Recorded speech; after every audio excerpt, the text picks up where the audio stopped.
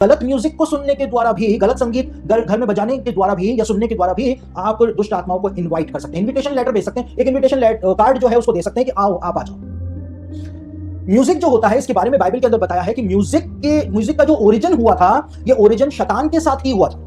Music का origin शैतान के साथ ही हुआ था। कहां लिखा हुआ है, हम उस वचन को पढ़ लेते हैं। यहेजकेल की पुस्तक उसका 28 अध्याय उसके 13वें वचन को आपके सामने पढ़ रहा हूं। यहेजकेल की पुस्तक 28 अध्याय उसके 13वें वचन में सोर के राजा के नाम से परमेश्वर शैतान को संबोधित करता है, और वहां पर सोर के राजा के बारे में जो बातें कहता है वो किसी इंसान के ऊपर लागू ही नहीं हो सकती हैं। इसलिए हमको पता चलता है कि वहां पे शैतान को संबोधित किया जा रहा है। परमेश्वर क्या कहता है शैतान को यहेजकेल 28:13 में, तू परमेश्वर की अदन नाम बारी में था, सांप था वहां पर अदन की बारी में, तेरे पास आभूषण, माणिक, पगराग, हीरा, फिरोजा, सुलेमानी मणि, यशब, नीलमणि, मरकत और लाल सब भांति के मणि और सोने के पहरावे थे। लेकिन आगे की बात सबसे ज्यादा महत्वपूर्ण है। तेरे डफ और बांसुरियां तुझी में बनाई गई थी। म्यूजिकल इंस्ट्रूमेंट्स शैतान के अंदर ही बनाए गए थे। जिस दिन तू सृजा गया उसी दिन वे भी तैयार की गई थी। म्यूजिकल इंस्ट्रूमेंट्स जो हैं वो तेरे साथ ही और तेरे अंदर ही बनाई गई। जिस दिन तेरे को मैंने बनाया उस दिन मैंने म्यूजिकल इंस्ट्रूमेंट्स को भी बना दिया था। परमेश्वर इस बात को कहता है। तो यानी म्यूजिक का ओरिजिन जो है वो शैतान के साथ ही हुआ था, वो एग्जिस्टेंस में आए थे शैतान के साथ ही। तो अगर शैतानी म्यूजिक को आप सुन रहे हैं या गलत म्यूजिक को सुन रहे हैं तो आप घर के अंदर एक ऐसा एटमॉस्फेयर क्रिएट कर रहे हैं, अपने दिमाग के अंदर एक ऐसा एटमॉस्फेयर क्रिएट कर रहे हैं कि आप दुष्ट आत्माओं को इनविटेशन लेटर भेज रहे हैं। आज से कई साल पहले, मेरे को ईयर तो एग्जैक्टली याद नहीं है, लेकिन एडिटिंग के टाइम मैं एडिटर को वो एग्जैक्ट पेपर की जो कटिंग है वो मैं दे दूंगा। कई साल पहले आज से हरियाणा के अंदर मेरे ख्याल से ऐसा हुआ था, या एग्जैक्टली मेरे को याद नहीं आ रहा है, लेकिन एक म्यूजिक डायरेक्टर है इंडिया के अंदर जिसको हिमेश रेशमिया के नाम से जाना जाता है। और हिमेश रेशमिया का एक गीत था, जो गीत के बोल इस प्रकार से थे, एक बार आजा, एक बार आजा, एक बार आजा, इस प्रकार से वो कोई गीत था। और दैनिक भास्कर में, हिंदुस्तान टाइम्स में, टाइम्स ऑफ इंडिया में, हर अखबार के अंदर ये खबर छपी थी कि हरियाणा के अंदर कोई पंचायत थी, कोई गांव था, या अलग अलग जो गांव थे, उन्होंने उस गीत को बैन कर दिया था, क्योंकि उनका मानना था कि जैसे ही ये गीत बजाया जाता है कि एक बार आजा, एक बार आजा, एक बार आजा, एक बार आजा, तो जैसे ही ये गीत बजाया जाता है तो वहां पर दुष्ट आत्माएं आ रही थी। और इसीलिए कई गांव की जो पंचायतें थी या पंचायत थी उसने उस गीत को बैन कर दिया था कि कोई इस गीत को नहीं बजाए। साथ ही ये एक किताब जिसके बारे में मैंने बीते लेसन में भी आपको बताया था, इसका नाम है मिस्टीरियस न्यू इंग्लैंड, ये अब आउट ऑफ प्रिंट हो चुकी है। इस किताब के अंदर बताया है कि न्यू इंग्लैंड नाम की जगह पर एक घर के अंदर एक वायलिन खरीद करके लाया गया था। वायलिन होता है बजाने वाला, और वो वायलिन पता नहीं कैसा था कि जब भी उसको बजाया जाता था तो घर के अंदर काला साया घूमता हुआ दिखाई दिया करता था। जब वो वायलिन रखा रहता था कितने कितने महीनों तक तो कोई सुपरनैचुरल एक्टिविटी नहीं होती थी, लेकिन जैसे ही वो वायलिन बजाया जाता था वैसे ही काला साया जो है वो घूमता हुआ दिखाई देना शुरू कर दिया करता। अब ऐसा क्यों होता है उसका जवाब इस किताब में भी नहीं दिया गया है। दूसरी ओर जो फादर गैब्रियल अमोर्थ हैं, जिनके बारे में भी मैंने कई बार आपको बताया है, सबसे बड़े दुष्ट आत्मा निकालने वाले वो माने जाते थे। फादर गैब्रियल अमोर्थ कहते हैं कि म्यूजिक इंडस्ट्री जो है वो शैतान से जुड़ी हुई है। कैसे जुड़ी हुई है? क्योंकि जानबूझ करके ऐसे गीत बनाए जाते हैं, ऐसा संगीत बनाया जाता है कि वो जवानों को शैतान की तरफ आकर्षित करे, जवानों को शैतान के पास लेकर के आए। और जो फादर गैब्रियल अमोर्थ ने बोला, यही की यही बात शैतान का जो महापुजारी था एंटन लावे, उसका जो दामाद था, उसने अमेरिका के नेशनल टेलीविजन के ऊपर यह बात कही थी कि हमारा प्राइम टारगेट जो है वो जवान है, और हम म्यूजिकल फ्रीक्वेंसी के द्वारा जवानों को शैतान के पास लाने का प्रयास करते हैं। तो ये बात जो है वो शैतान के महापुजारी एंटन लावे के दामाद के द्वारा नेशनल टेलीविजन के ऊपर बोली गई थी।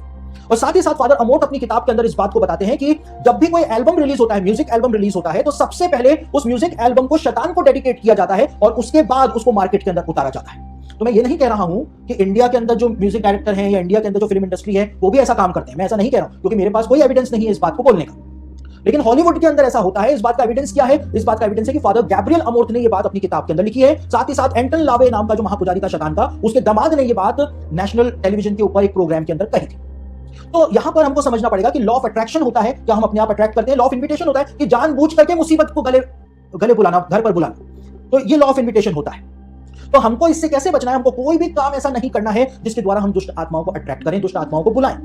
कई बार क्या होता है कि आपने कुछ भी नहीं किया है, लेकिन कई बार कुछ ऐसे लोग आपके घर में आते हैं जिनकी प्रेजेंस ही दुष्ट आत्माओं को आपके घर के अंदर लेकर के आ जाती है। वो एक जरिया बन जाते हैं, वो लिंक बन जाते हैं दुष्ट आत्माओं का आपके घर के अंदर प्रवेश कर जाने का। कई सारे ऐसे लोग जो कि सैटेनिक बाइबल पढ़ते हैं, कई सारे ऐसे लोग जो कि जादू टोना करने वालों के पास जाते हैं, विच क्राफ्ट करवाने जाते हैं, कई सारे ऐसे लोग जो मरे हुओं से बात करते हैं, दूसरों को श्राप फिकवाते हैं। तो ऐसे लोग जब आपके घर के अंदर आते हैं, भले से वो आपके मित्र हैं, आपके दोस्त हैं, आपके रिश्तेदार हैं, लेकिन वो जब आपके घर के अंदर आते हैं तो वो शैतान का आपके घर के अंदर आने का एक जरिया बन जाते हैं। और आपको पता है कि वो ऐसे हैं, उसके बावजूद यदि आप उनको अपने घर में इनवाइट करते हैं, आज बर्थडे है पप्पू का तो आप भी आज शाम को खाने पर आ जाना, तो जब आप ऐसे लोगों को इनवाइट करते हैं जो आपको पता है कि वो जादू टोना करते हैं, जादू टोना करवाने वालों के पास जाते हैं, तो वो एक लिंक बन जाता है दुष्ट आत्माओं का आपके घर के अंदर आने का। इस किताब में सामंता हैरिस जो है एक घटना के बारे में बताती हैं कि एक घर के अंदर एक दुष्ट आत्मा जो थी वो आ गई थी। घर वाले परेशान थे और जो घर की जो लेडी थी उसको सेक्सुअली असॉल्ट भी कर लिया था उस दुष्ट आत्मा ने, और वो परिवार इतना परेशान था। और जब मिशिगन पैरानॉर्मल रिसर्च एसोसिएशन से उन्होंने संपर्क किया और सामंता हैरिस और इनकी पूरी टीम को जब एसोसिएशन ने भेजा, तो वहां पर जाकर के पता चला कि जो पति था घर के अंदर, पति का जो पक्का दोस्त था, वो सैटेनिक बाइबल पढ़ा करता था अपने घर में, और वो इनके घर में फ्रीक्वेंटली आता जाता रहता था, और उसके आने की वजह से दुष्ट आत्मा का इनके घर के अंदर आने का एक मार्ग बन गया, एक लिंक बन गया, ऐसा लिंक बन गया कि उस दुष्ट आत्मा ने घर की उस लेडी का बलात्कार तक कर लिया। तो नेगेटिव लोग जो होते हैं, गलत लोग जो होते हैं, अगर ये आपके घर में आ रहे हैं, अगर कोई दुष्ट आत्मा से सहायता ले रहा है, अगर कोई शैतानी बाइबल पढ़ रहा है, आपको पता है कि कोई जादू टोना करवाने वालों के पास जाता ही जाता है, करता ही करता है, तो आप उसको कभी भी अपने घर में इनवाइट ना करें, ना उसको आने दें।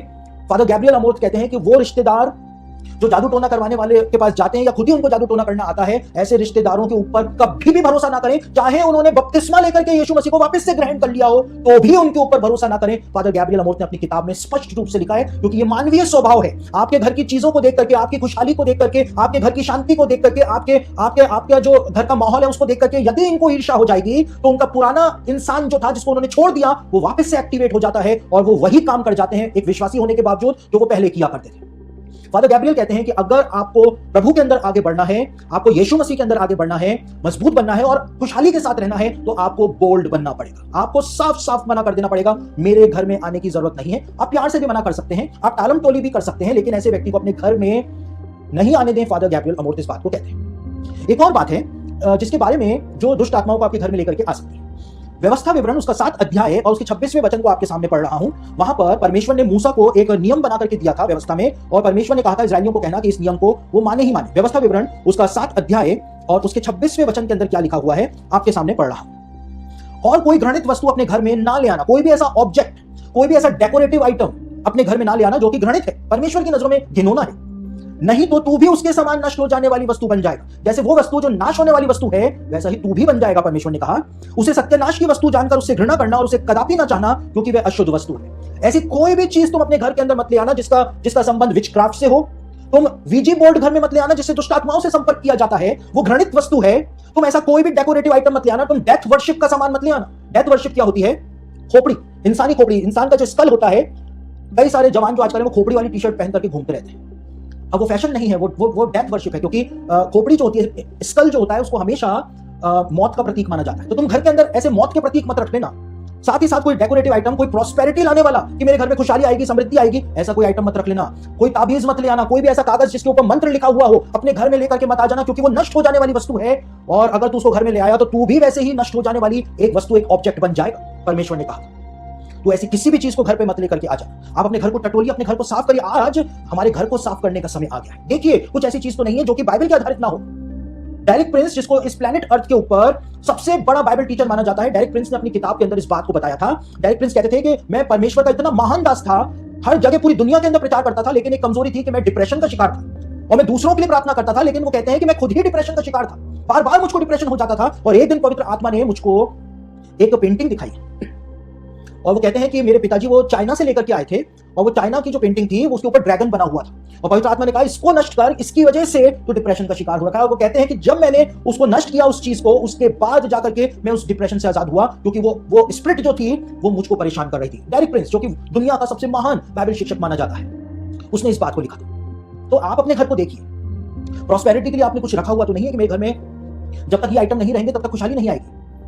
कई सारे लोग घरों के अंदर अजीब अजीब प्रकार की चीजें सजा करके रखते हैं जिसका संबंध शैतानवाद से होता है, जादू टोने से होता है, लेकिन वो मानते नहीं है उस बात को। उन सब चीजों को बाहर निकालिए, उनको नष्ट करिए। और नष्ट कैसे करना है? फादर रिपरजल जो है अपनी किताब के अंदर इस बात को कहते हैं कि सबसे पहले पानी को लेकर के ब्लेस करिए, और पानी को लेकर के ब्लेस करने के बाद, ब्लेस कैसे होगा उसके लिए प्रार्थना करिए कि प्रभु आप अपना सामर्थ्य इस पानी के ऊपर उंडेल दें। कई सारे लोग कहते हैं होली वाटर का कंसेप्ट बाइबल में कहां है?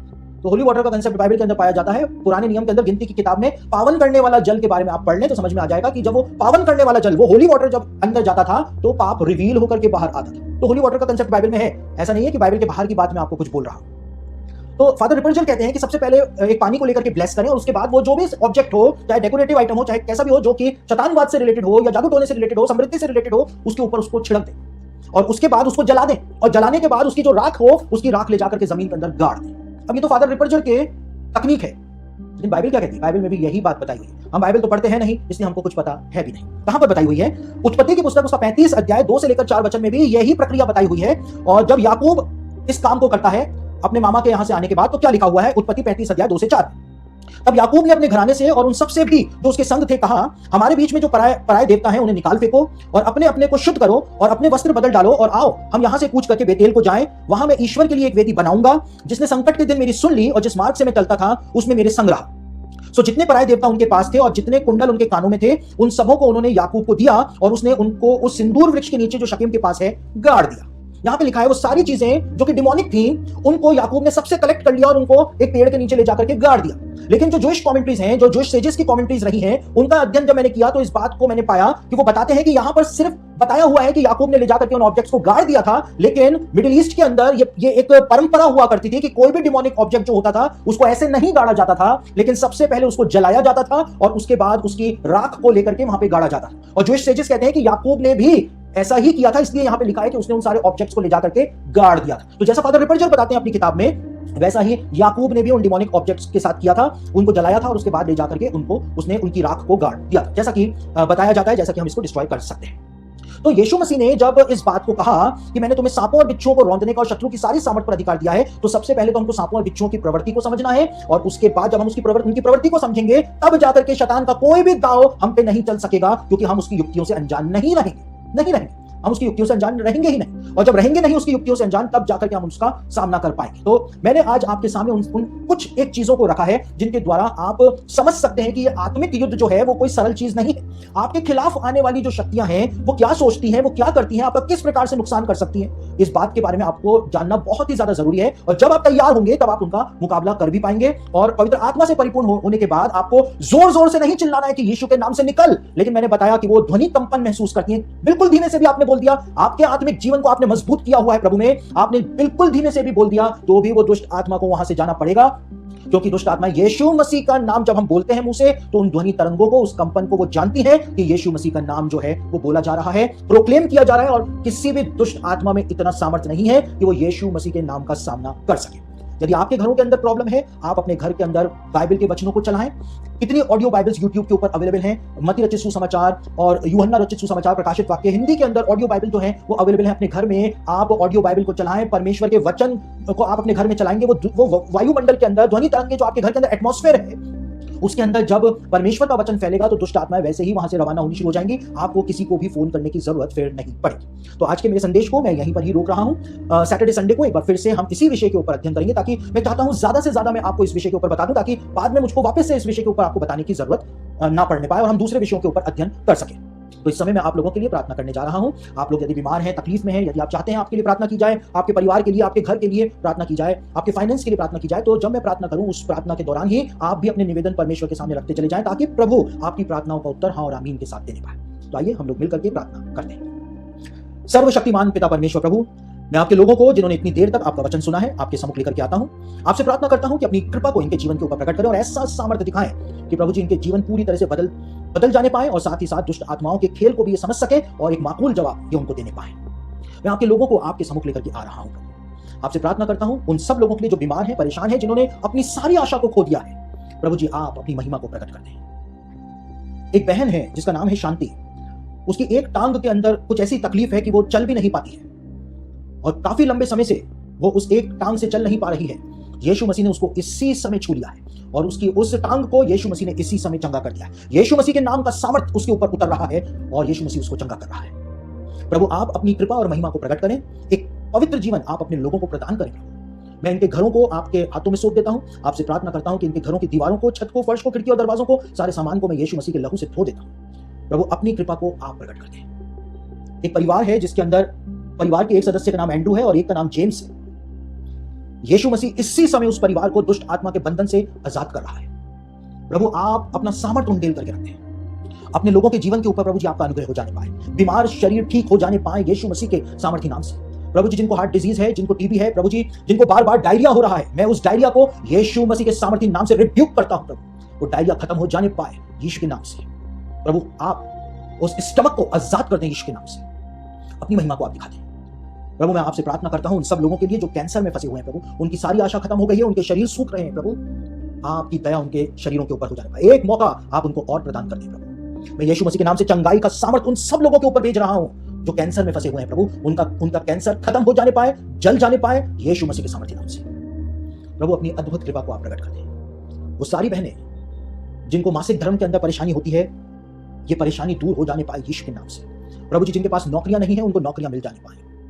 प्रभु जी, जिनके पास प्रभु जी रहने के लिए अच्छा घर नहीं है, उनको घर मिल जाने पाए। आपकी कृपा को आप प्रकट करें। फिरोजा नाम की एक बहन है जो इस समय प्रार्थना में जुड़ी हुई है, फिरोजा उसका नाम है, और फिरोजा नाम की उस बहन के पास अच्छा घर नहीं है और वो बहुत परेशान है क्योंकि वो अभी भी किराए के घर में रहती है। बहुत जल्द प्रभु उसकी प्रार्थनाओं का उत्तर उसको देने जा रहा है और बहुत जल्द उसका खुद के घर के अंदर वो जाकर के रहना शुरू करेगी और प्रभु को धन्यवाद देगी। प्रभु, आपका धन्यवाद हो, आपकी असीम कृपा और आपकी असीम सामर्थ्य के लिए।